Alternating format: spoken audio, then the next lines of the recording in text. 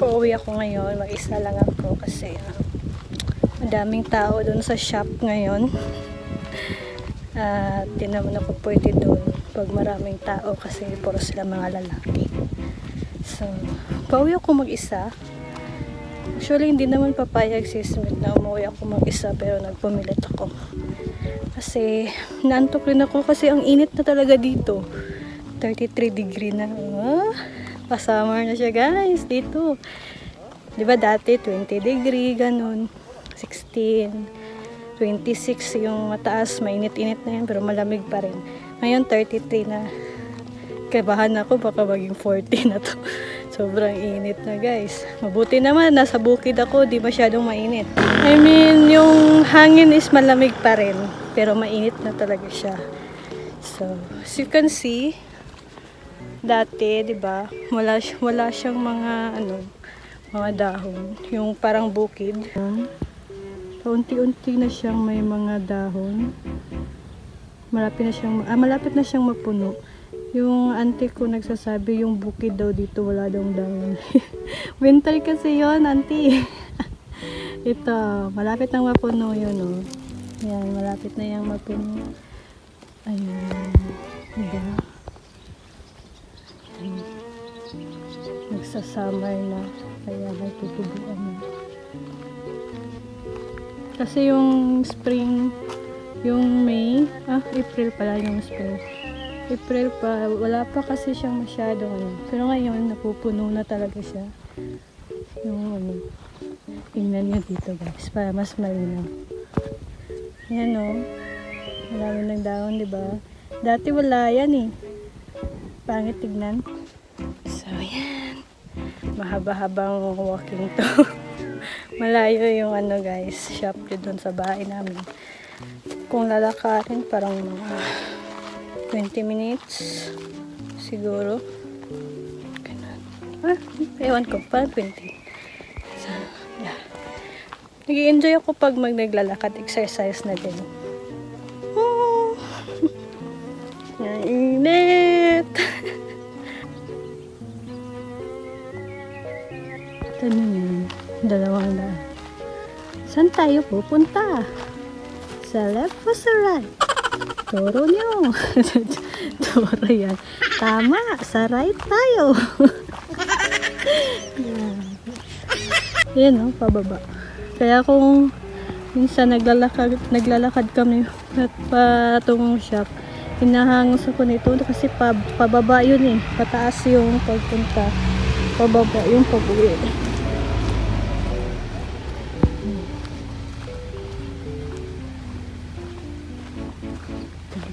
Puno dito. Ganda tumambay dito. Ipapakita ko sa inyo yung dating wala pang dahon. Winter pa ata.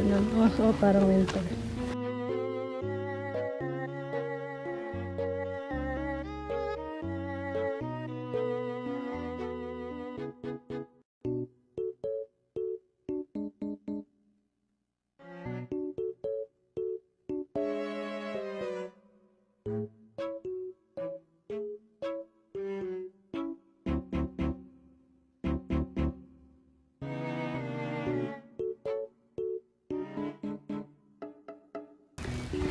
Yan. So, ito na siya ngayon.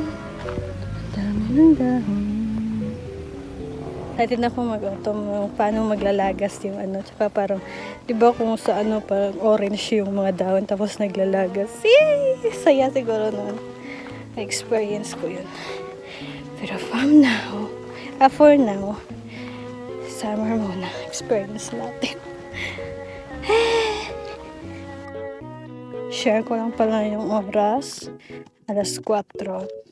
4:11. Parang naglalakad na ako ng mga 11 minutes. Parang 4 kasi ako umalis.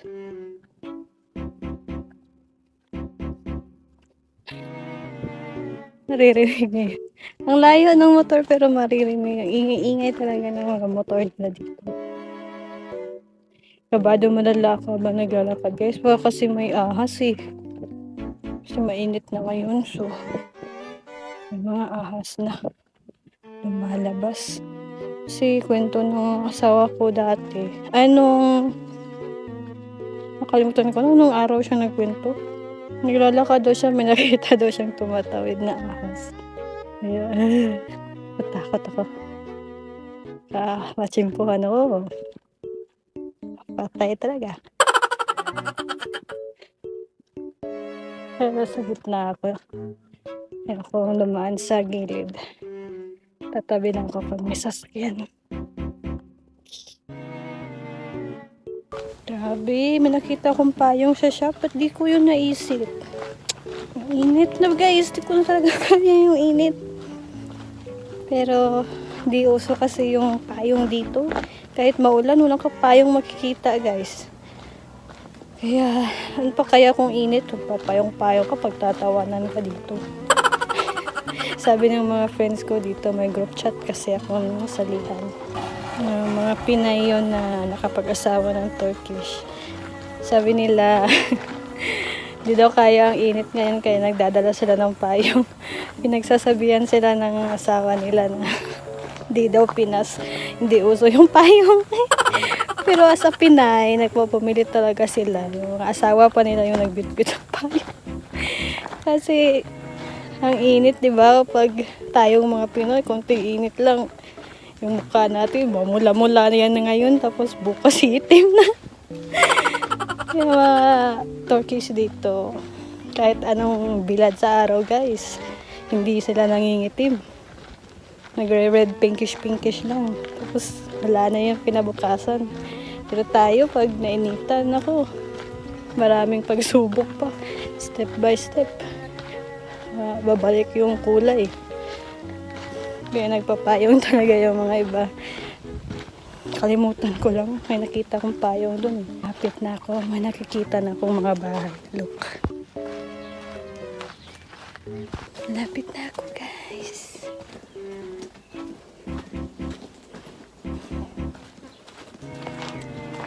Bahay na ako. Yung mga gamit sa shop kasi kami nag-breakfast. Gusto kong kumain ng ice cream, guys. May ice cream ako dito. Legit yung ngayon lang ako pinapawisan ng umuwi, guys. Kasi ang init na talaga. Yan na masa. Ayan. Kain ako ng ice cream. May ito namin naluto. Yan. Vanilla ice cream. Namiss ko na yung lasa sa Pinas na ice cream. Hindi kasi siya pareha or baka meron, pero ito kasi hindi naman siya masyadong masarap na vanilla pala dito. Ayun. Vanilla. Hindi na ako magbaso-baso dahil ako yung naman kakain, tsaka hindi naman to bago. Maliit na lang to. Ayan. Nag-half na siya.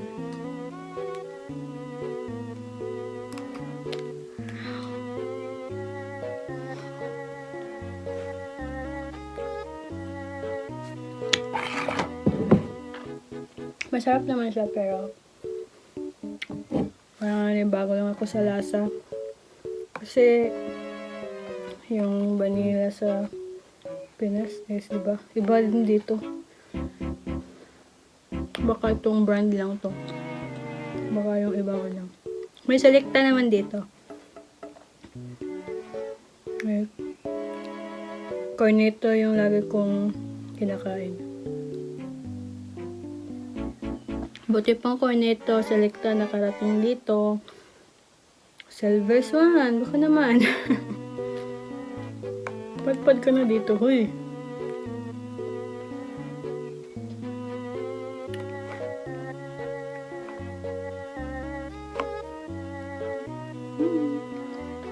Ano lang. Share ko lang. Isa to sa SKL episode.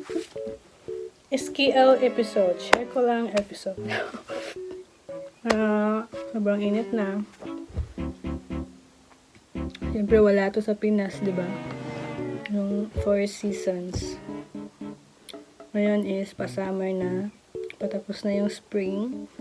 Pa-summer na siya. So, abangan sa next SKL. Marami akong SKL, pero minsan hindi ko na siya share.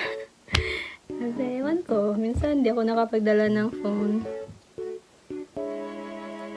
Ito kasing phone na to, ito pang vlog ko. So, yeah. Minsan din tinatamad. Or minsan, hindi na nakaka-capture.